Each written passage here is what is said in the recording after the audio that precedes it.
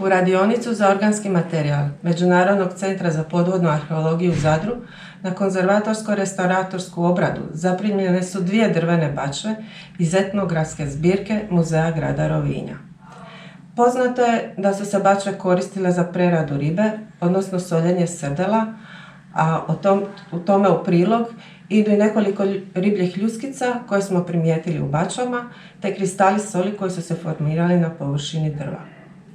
Jedna bačva zaprimljena je u cjelovitom stanju, dok je druga zaprimljena u dijelovima, ali je imala sve pripadajuće i potrebne elemente.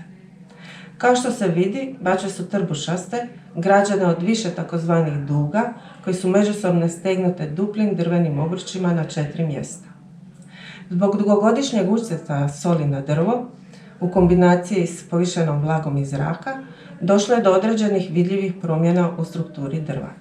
Naime, kristali soli uzrokovali su razdvajanje drvenih vlakana, odnosno listanje drvene površine, te je ona izgledala prašnjavo i paučinasto. Unatoč oštećenju vanjskog sloja, odnosno drvene površine, unutarnji slojevi drva zadržali su svoju strukturu i čvrstoću. Neophodno je bilo provesti konzervatorsko-restauratorski postupak kako bi se stabilizirala drvena površina i naravno spojila bačva koja je zaprimljena u dijelovima. Stabilizacija drvene površine zahtijevala je uklanjanje vidljivih i nevidljivih kristala soli, odnosno bilo je neophodno provesti takozvani postupak desalinizacije. Za provođenje postupka desalinizacije bilo je neophodno potopiti bačve u vodu. Nalazimo se u mokroj sekciji gdje se proveo postupak desalinizacije. U veće posude uronili smo bačve u vodu, međutim, kako bi spriječilo isplivavanje suhog drva, dodatno smo dodali teret i time smo osigurali potpuno potapanje drva u vodu. Odlučilo se na kratak postupak desalinizacije jer utjecaj vode također negativno utječe na strukturu drva. Postupak desalinizacije trajao je nešto kraće od 2 mjeseca uz česte izmjene vode, a kontrolirao se uređajem zvani konduktometar koji mjeri električnu provodljivost vode i u biti što je električna provodljivost veća, to je znači da se više soli izlučilo u vodu. Bilježenjem minimalnih promjena električne provodljivosti vode između 2 promjene vode zaključeno je da je postupak desalinizacije završen. Uslijedio je proces sušenja koji se jednostavno provodio na zraku. Drvo se prvo izložilo zraku u kojem imamo veći postotak vlage, a zatim smo ga izložili zraku s manjim postotkom vlage. Time se maksimalno usporio proces sušenja i spriječilo dodatno pucanje i deformiranje drva, što je inače najčešća posljedica nekontroliranog sušenja mokrog drva. Nakon sušenja pristupilo se čišćenju, odnosno uklanjanju površinskog oštećenog sloja.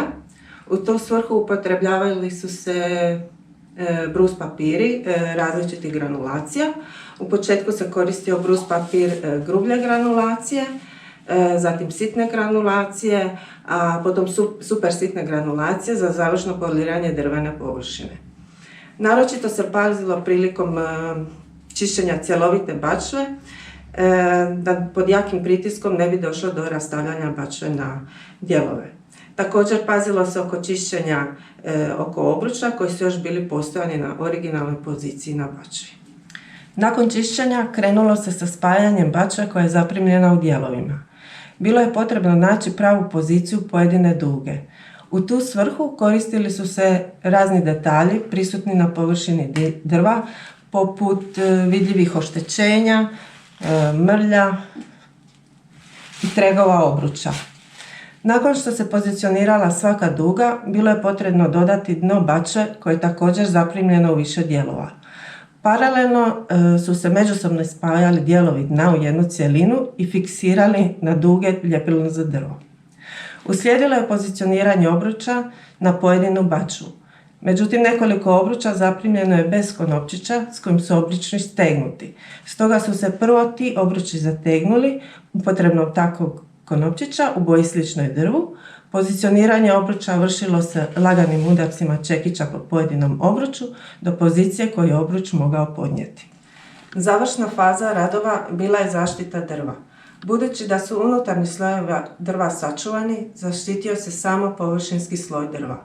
Kao zaštitno sredstvo koristilo se termoplastična smola otopljena u organskom otapalu. Sredstvo se nanosilo na površinu drva pomoću kistova različite širine, takozvanom tehnikom tapkanja površine drva.